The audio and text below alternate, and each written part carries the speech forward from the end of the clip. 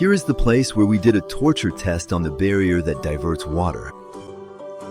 Dropped from over 4 meters high, there's absolutely no risk of it breaking. Simply unroll the barrier into the water current and it will automatically deploy.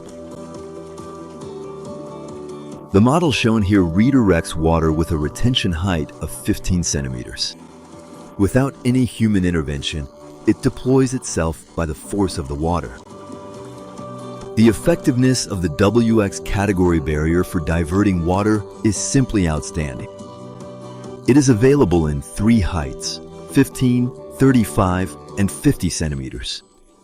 And the standard lengths are 5, 10, and 15 meters long.